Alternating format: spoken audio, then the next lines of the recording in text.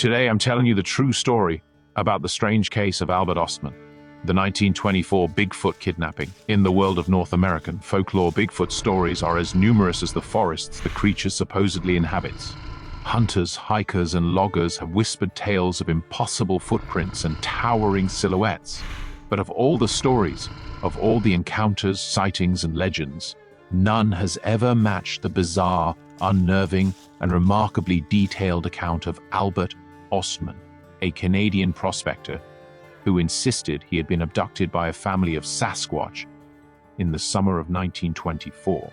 Though dismissed by many as a tall tale, Ostman's story persists nearly a century later because of its unusual specificity, its consistency, and the calm, matter-of-fact manner in which he told it. This is that story, factual where records allow, thrilling and suspenseful where the shadows of 1924 inevitably deepen. In 1924, Albert Ostman was a 30-something Swedish-Canadian outdoorsman and prospector, experienced, practical, and not easily rattled. He claimed he had heard rumors of lost gold mines deep in British Columbia's rugged coast mountains, some supposedly guarded by strange creatures the local First Nations people called Sasquatch. To Ostman, such stories were little more than campfire lore.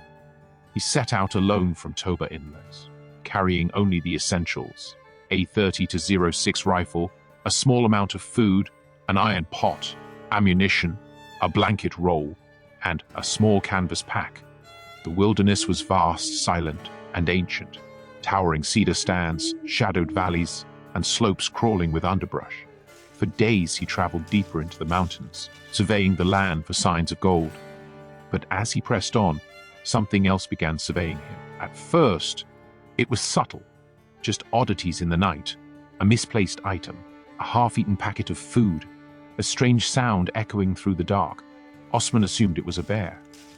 But as the days passed, the bear seemed to grow bolder and noticeably more curious.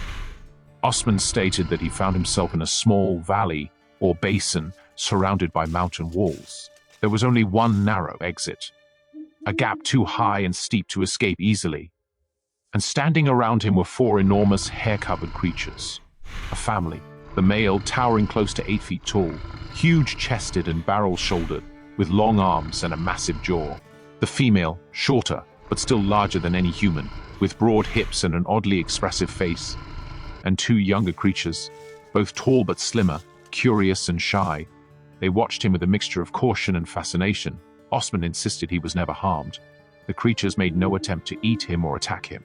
Instead, he believed they were simply curious, perhaps even hoping he might join them or help them, though he could never guess their true intentions. The family communicated in a series of grunts, whistles, and chest rumbles. Their food consisted of roots, nuts, sweet grasses, and a type of mouse-like rodent they caught with surprising skill. At no point was he physically restrained. But escape was nearly impossible. The terrain was too steep. The male watched him constantly. His rifle remained buried in his pack, under the watchful eyes of the creatures. He later described the male Sasquatch's muscles as phenomenal, its strength beyond anything he'd imagined possible. In the first 2 days of his captivity, Ostman's fear grew steadily. He began to believe that if the creatures suddenly changed their minds about him, he wouldn't stand a chance. Ostman claimed he remained with the Sasquatch family for 6 days, trying to avoid provoking them while quietly planning his escape. He observed them closely, detailing behaviors no other Bigfoot witness had ever described. They slept beneath overhangs or against large boulders, like natural lean-tos. They used moss and bark as bedding. They communicated constantly, but never seemed hostile. The younger ones played but kept their distance from him. The female watched him with suspicion, while the male observed him like a puzzle. Ostman said the family displayed no knowledge of tools, but they had an almost human way of arranging their living space, gathering food, moving stones, even stacking leaves.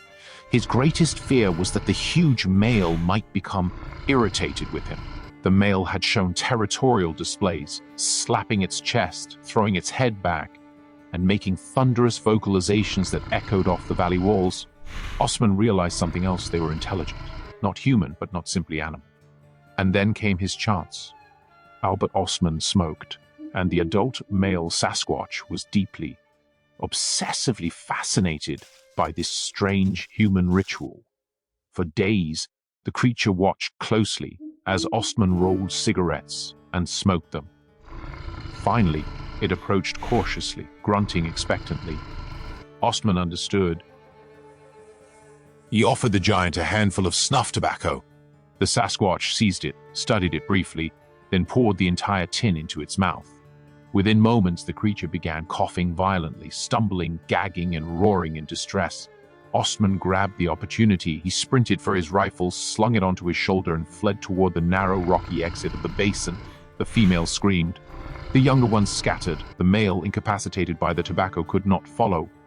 Ostman scrambled through the jagged pass and plunged down the mountainside.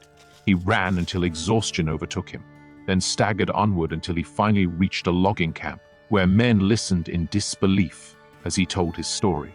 Years later, decades later, he continued to insist every detail was true.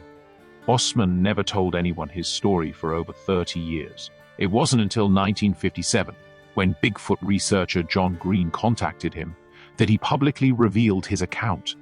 By then, Ostman was an elderly man, calm and consistent in every retelling. He signed a sworn statement. He passed multiple interviews without contradiction. He displayed no desire for fame or money. His tone was always matter of fact, never theatrical. Skeptics accused him of lying, exaggeration, or misremembering an ordinary wilderness encounter. Believers called it one of the most detailed Sasquatch encounters ever recorded. To this day, nothing definitively proves his story, but nothing has ever disproven it either. The tale of Albert Ostman stands at the crossroads of folklore, cryptozoology, and psychological mystery. Whether one believes in Bigfoot or not, his account remains one of the most bizarre narratives in Canadian wilderness history, and one of the few Bigfoot encounters described not as a sighting, but as a kidnapping. It has fascinated researchers because it describes Sasquatch behavior in intimate detail. It includes an entire family unit. It portrays the creatures not as monsters but as complex social beings. Ostman remained unwavering in his story until his death. In the end, his tale endures because of a single haunting possibility. What if he was telling the truth? What if something ancient, powerful, and elusive still wanders the isolated valleys of British Columbia? What if we share the wilderness with beings whose existence remains just beyond the edges of our understanding? Nearly a century has passed since 1924, but the forest remains deep, the mountains remain silent, and the shadows remain full of secrets. Somewhere in those wild, lonely slopes, perhaps a memory lingers of a lost prospector, a fearful escape, and a family of giants watching from the trees. On your next hike, be on the lookout for a family of Sasquatch, and remember to bring cigarettes.